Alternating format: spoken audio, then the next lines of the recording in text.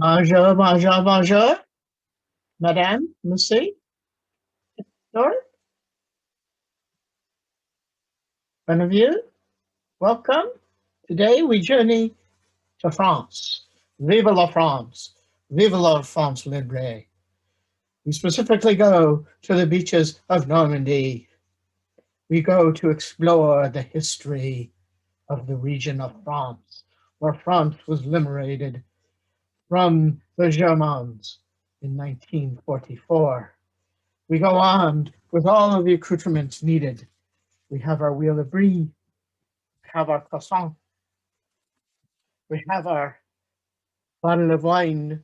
Oh, yes, we are all ready for our voyage to Normandy.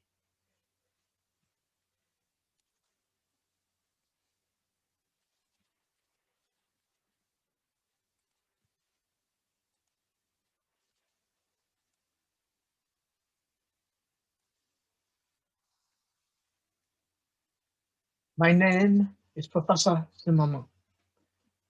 With me, where I dispose of the very bad French accent learned from Peter Sellers in various Inspector Clouseau's movies, and I become myself. One of the great things about history is that as you travel, and hopefully we will soon be able to travel again, you can go explore history. You can go out and see the things that you're interested in, you're researching, and perhaps if you go on to become historians, you're writing about. And one of the things I've been able to do during the course of my career is to travel widely to see the things that I have been writing the history of. In this case, this picture is me showing you acoustical sound mirrors used to try to detect aircraft in the south coast of England in the 1930s. See me here in a younger form. That's why the picture is deliberately blurred, so you can't tell how much I've aged since then. But in this scene, I'm exploring something, a technology I've written about. I almost got arrested twice while doing it. You have to be brave to be a historian. More on that later. And as a military historian, one of the most extraordinary things you can do as you travel is to visit battlefields. For instance, we'll be talking a bit about this battle on the south coast of England, the Battle of Hastings in 1066, where William the Conqueror defeated Harold Godwinson, King of England, which transformed history. And in the area we're going to be visiting, not very far away, are the great battles of the Hundred Years' War, the great struggle between England and France for the control, in large measure, of the region we're going to be going to today, which is Normandy. So Creuset, Poitiers, Agincourt. And then if you go to Belgium, you can visit the great battlefield of Waterloo, where Wellington defeated Napoleon and ending the Napoleonic Wars. Even in Canada, maybe not in British Columbia, you can visit battlefield sites. You can go to Chrysler's Farm in southern Ontario, a battlefield of the War of 1812. You go into the United States, you can visit the great battlefields of the American Civil War, Gettysburg or Shiloh. And back in Europe, moving ahead in time, you can visit the battlefields of the First World War, some of which have been preserved for us to view. Verdun, the great victory of the French over the Germans in 1916. The great battlefield of the Somme, marked by dozens and dozens of signs of villages that no longer exist. And of course, the Canadian official battlefield park in France, the site of the great Canadian victory in 1917, Vimy Ridge, is there for you to visit and to visit a small piece of Canada.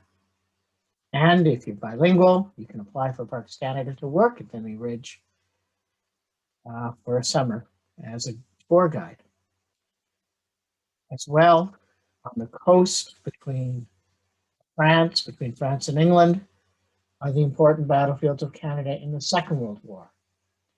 the disastrous site of the Canadian 1942 raid at Dieppe, where there's commemorations to the Canadians that sacrificed so much and gained so little. But our journey today will take us to the great battles of 1944, beginning in June 1944, the battlefields of Normandy. Now, the Normandy battles were probably the decisive campaign of the war in the West during the Second World War in Europe. And it begins, of course, on D-Day on the 6th of June, 1944. But the campaign itself to break out of Normandy and to eventually liberate Paris and the rest of France actually goes on well beyond D-Day until the 19th of August, with the fall of the Falaise pocket. It is a huge battlefield. In fact, I've probably been to Normandy 10 times, and I still yet to see everything in the battle. The beaches themselves extend over 100 kilometers from one end of the beaches all the way over to the next. And in fact, in depth, going from the beaches, Juno Beach, where the Canadians were involved,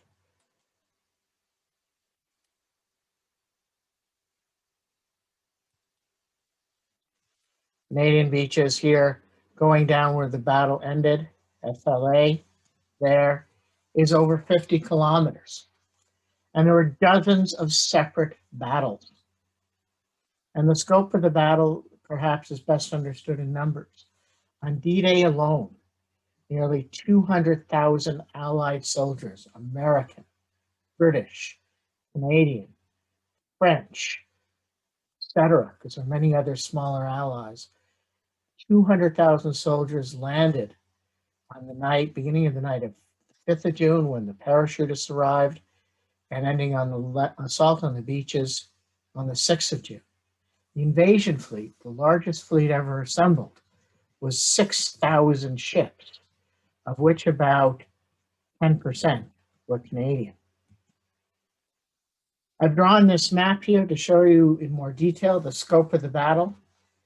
According to my Google Maps, to drive from Utah Beach along the beaches to Ostrahamn, which is where the British beaches end here. So from Utah Beach to Ostrahamn, and then to drive out to where the battle finally ends in Falaise. It's over a 3-hour drive in a car. Of course, many of you might decide that you can't afford a car. You're going to do it by bicycle or by public transit. You can understand, this is just the drive. This was without stopping, just the massive scope of the battle.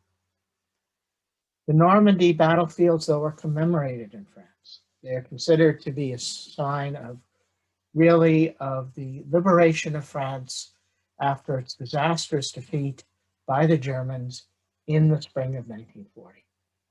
As well, it's considered to be the great victories of the British, American, and Canadian armies. And there are numerous things to see throughout Normandy beyond the just physical features of the battlefields and the beaches themselves. There are no less than at least 38 museums in Normandy that focus on the invasion itself or on the campaign that followed. I have yet to have been to more than half of these museums.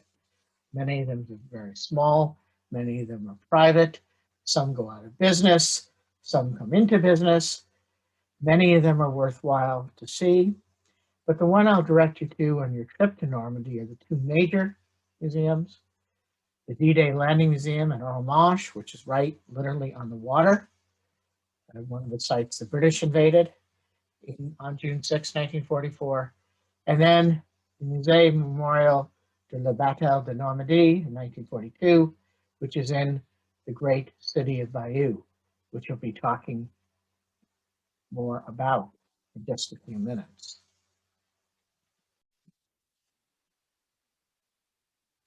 One of the things to appreciate as you travel in France is that you'll probably end up starting in Paris.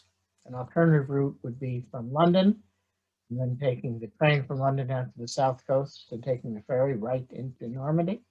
But most people will land in Paris and then head off for Normandy. Now, there's a variety of ways to get to the French coast. Train, of course, very common and popular one to do.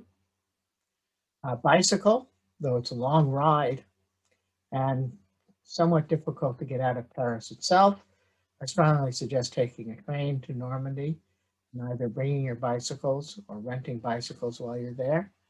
But my favorite mode of transport, simply because it gives you the versatility to see many fascinating things along your way from Paris, is to go by car. So if you can afford to rent a car with a group of friends, I strongly urge it. And one of the first things you'll encounter when you get into Normandy is that Normandy is not just about Normandy is layers of history spread out going back beyond the Roman Empire. And you'll find all periods of history represented and all types of history represented in France.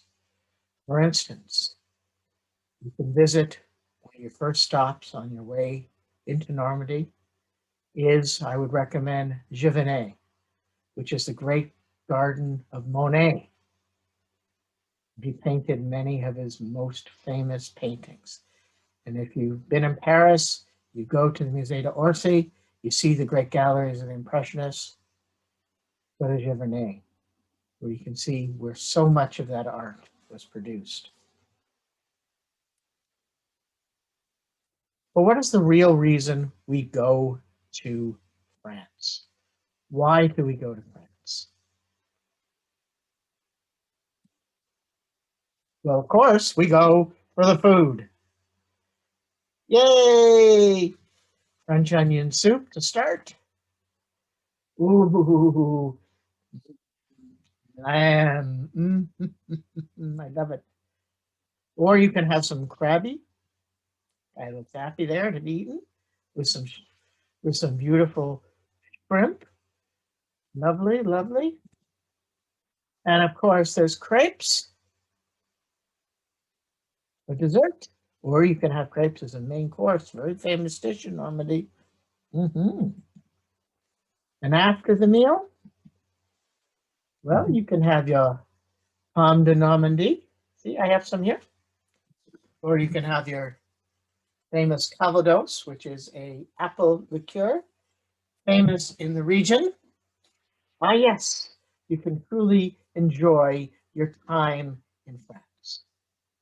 And it's not that expensive to eat, particularly if you stay at a place that has an inclusive breakfast, which is usually croissant and coffee and maybe a piece of baguette or bread. And then you have a fixed priced lunch or picnic from a market, and then have a fixed price dinner at a restaurant. You can really eat well. Isn't that lovely? So as you go through France, you have to remember everywhere you go, as I said, there's history. And in Normandy, Normandy was one of the great centers of the medieval world. It was the place where the Norman dukes came from to conquer England. William the Conqueror was the Duke of Normandy. And hence the struggle with the kings of France and the king of England over control of Normandy and other parts of France, which led ultimately to the Hundred Years' War at the end of the Middle Ages, which saw eventually the expulsion of the English from almost all of France. So everywhere you go in Normandy, there are medieval castles, strong points, defensive works, or, as in the case of the picture on the right, a fortified monastery, the great towering island of Mont Saint-Michel, which lies right on the border between Normandy and the neighboring province of Brittany.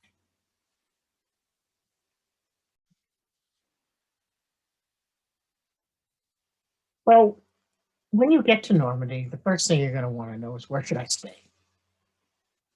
Now, for many of you, the best option is a youth hostel. The French youth hostels are very good. Unfortunately, the one in Bayeux has closed in the last few years. There still is a large youth hostel in Caen here, and you can look that up, but I would check before you go because the addresses of youth hostels, and hopefully there'll be one in Bayeux, uh, reopening when international travel is possible again. In fact, it's the city of Bayeux, one of the great medieval jewels of Europe, that is my preferred base of operation. Now, this is an 18th century chateau converted into a hotel that I stayed at on the left. And on the right is a picture of the great Bayeux Cathedral, one of the medieval gems of Normandy. And in Bayeux itself, a reminder of the interlace of history.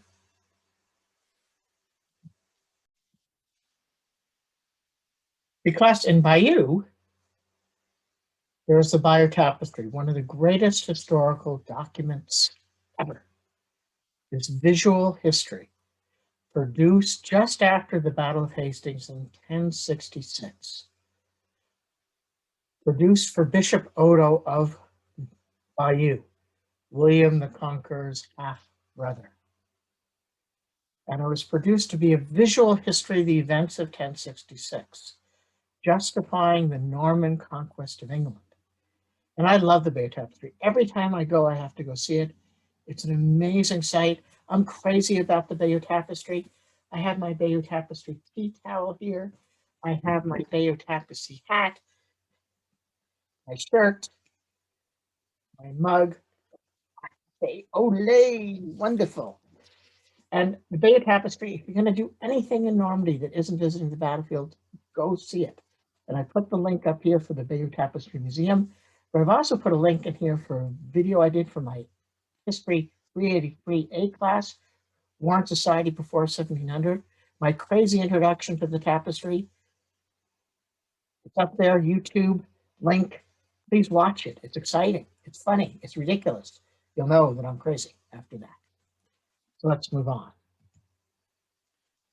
So over where you go, of course, not just the tapestry, there's the geography of warfare. And we've already talked about the medieval sites, but one of the other sites you will encounter as you come into Normandy, as you're approaching the beaches, is this great fortress, Chateau Guillard, built by Richard I of England, Richard the Lion, the Crusader king, who hoped that this castle would be the centerpiece of the English defenses of Normandy. It lasted for about 30 years before the French took it in a great siege. Down below the castle, on the right-hand side, is a medieval mill in the Seine River, of course, flows up from Normandy to Paris. And earlier, long before this, Vikings sailed up the Seine and took Paris and eventually settled in Normandy, which is named for the Norwegians, Vikings who settled there.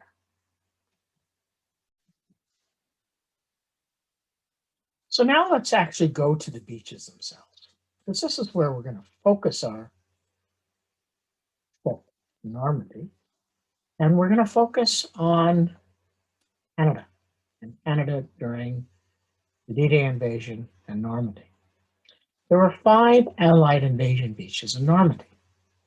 The American beaches, which are off my map here, Utah and Omaha, and then the 3 Anglo-Canadian beaches, Gold, Juno, and Sword. The Canadian beach, where a Canadian division landed on D-Day, was Juno, the middle beach. The goal of the British and Canadians was, on the first day, was hoped to take the city of Caen. It's located here, just about 30 kilometers inland. He wouldn't capture it on June 6. It would in fact take them several months of fighting before they'd finally be able to take Caen. And as you go to the beaches, one of the things you'll find is many, many artifacts showing you the defenses of the Germans in their so-called Atlantic Wall. Great guns, such as these guns that overlooked the British beaches, are in place, and you're able to see The guns, the steel reinforced concrete installations, which were bomb-proof. All these holes on the top of this bunker here were caused by Allied shells and bombs, either on June 5th and June 6th. And as well, you'll be able to see the remains of the great Mulberry harbors. One of the parts of the D-Day invasion plan was the Allies determined they were going to have to capture beaches and not ports. So they built 2 harbors on the Normandy beaches to allow them to unload cargo ships as hundreds of thousands of tons of supplies, munitions, hundreds of thousands more soldiers arrived in Normandy every day after June 6th. And this is a picture of what the Mulberries looked like. You can see ambulances taking the wounded out to ships to be taken back to England. And this is one of the great war artist paintings of a horrific hurricane that came up in the middle of June. One of the worst summer storms of all times in Normandy, the English Channel, which destroyed one of the Mulberries. But the Allies had been clever. They had built 2, and 1 was enough to keep them supplied and equipped. And you can see from that height, the German guns that I showed you, you can see the remains of the Mulberry breakwaters to this day out in the ocean.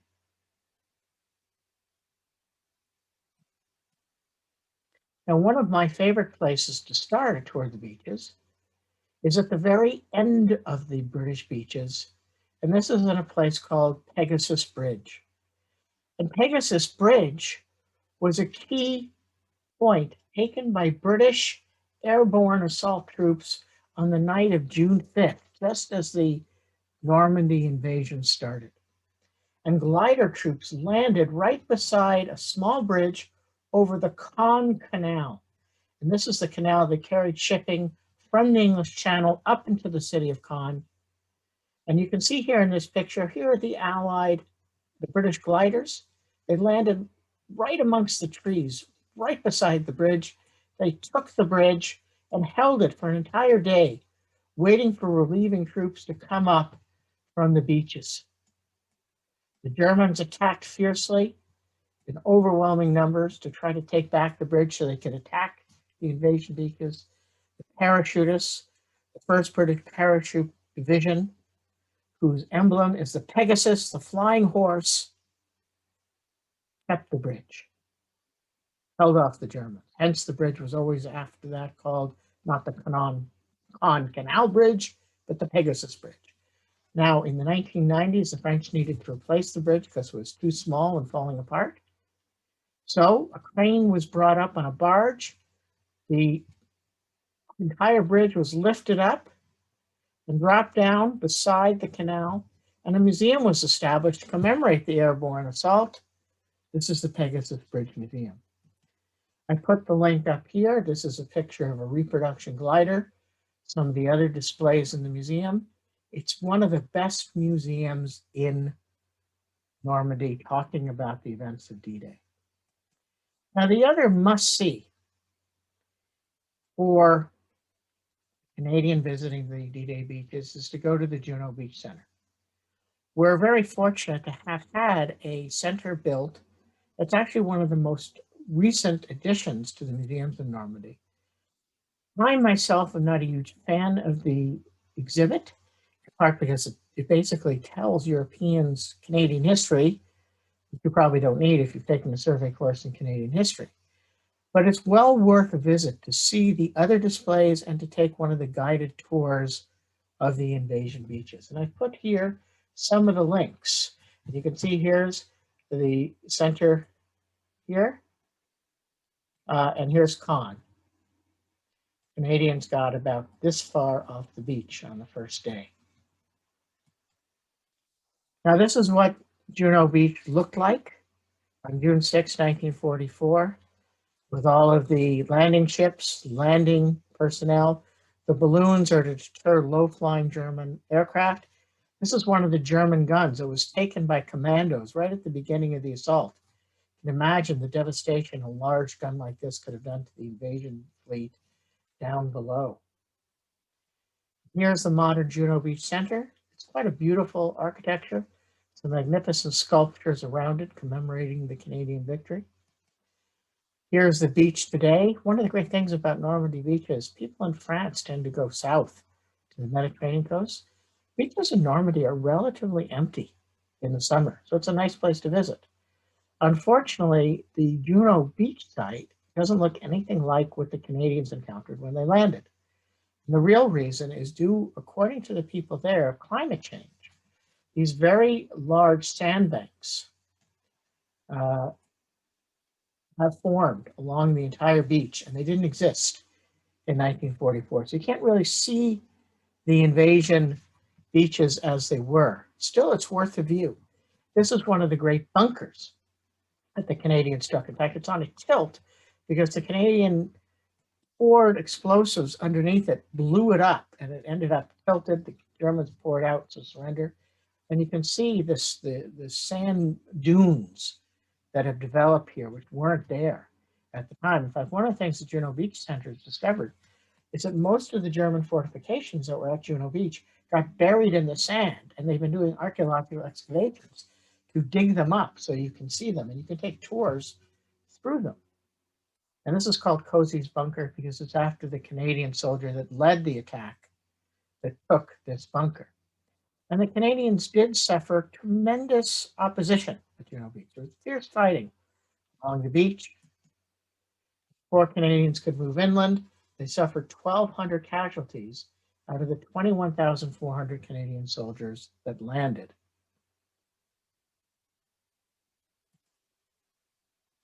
After D-Day, the campaign continued. And as I told you, the effort was to take Caen. The red marks here indicate as far as the Allies got on June 6, 1944.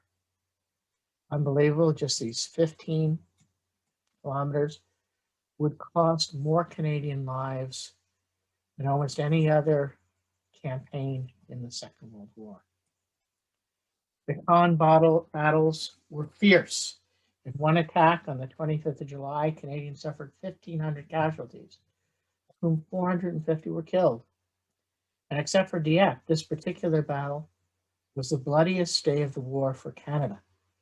And these are the ruins of Caen as Canadians finally entered the city in late July 1944.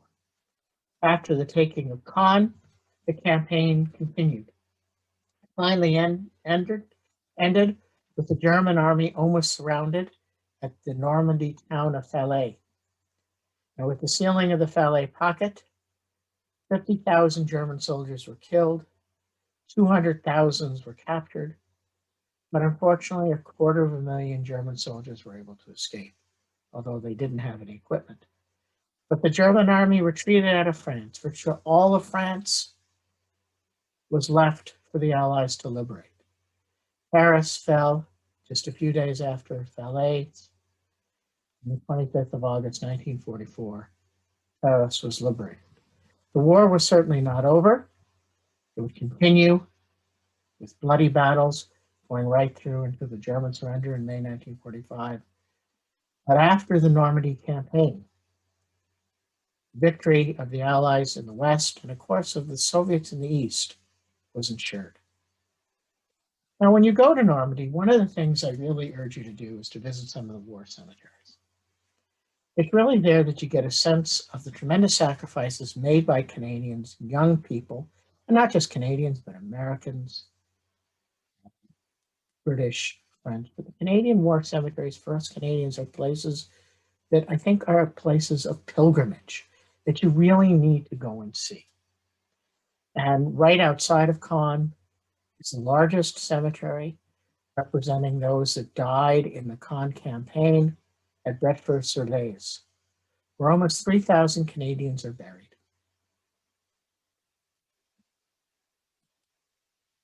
In total, there were over 18,000 Canadian casualties in the war. 5,000 Canadians died. Staggering, staggering loss. And these are just some of the details of the graves. Each soldier here has a story. The soldier here from Victoria on the right. Because I'm Jewish, I was interested in some of the Jewish soldiers that died, of their graves on the left. And in the center is the grave of Major R.S. Wells. It's one of the really important things to try to do before you go to Normandy, do a bit of research. And one of the best things you can do is to identify yourself with an individual soldier.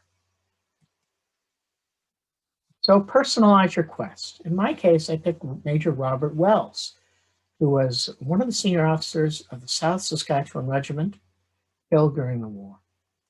And one of the reasons I picked Major Wells is I had no family that fought in Normandy. But my wife, when we went to Normandy, when I took my wife to Normandy for the first time, one of her teachers, one of the teachers she worked with at St. Andrews High School, said, "Could you please visit the grave of my grandfather?" I never have. This was Major Robert Wells. And here's the telegrams that were sent to the family, announcing first that he was missing, and then the second telegram announcing that he had died. This is a picture of Major Wells here. And the moving experience of seeing the burial place of someone that gave their lives for such a noble cause, and understanding the true human tragedy involved in that loss makes the whole experience much, much more moving. And you can find out about individual soldiers' graves through the Commonwealth War Graves Commission. And you can find information about your subject for any Canadian soldier that died in Normandy. You can go and look up the files of those that died in Normandy at the Canadian National Archive or through Ancestry.com. And here's a detail of Major Wells's grave. It was a truly moving experience. We brought flowers, we left them there for him. And it was an extraordinary event. And then we sent pictures back to my wife's colleague, and she was moved to tears. Now, for those of you who are interested in really having an extraordinary experience, I urge you to perhaps sign up for the Canadian Battlefield Study Tour. It wasn't being run the last 2 years, but hopefully next year it will be. A fierce competition to do these tours. There's usually only one person from BC selected, as they select people from right across the country. But another opportunity, if you are bilingual, is to become a guide at the Juno Beach Center. It's a great summer job, or you can do it, in fact, for a whole year. And it's more than worth it to be a guide, to live in France. They put you up, to live in a small French community. Unbelievably wonderful experience. So again, I've given you the link to that. So this ends our great tour of Normandy. I hope you've enjoyed it. I know I have. I'm now going to go eat my brie and my croissant. Let's start off with some wine. I'll probably finish with some Calvados. Au revoir. Bon ami. Goodbye.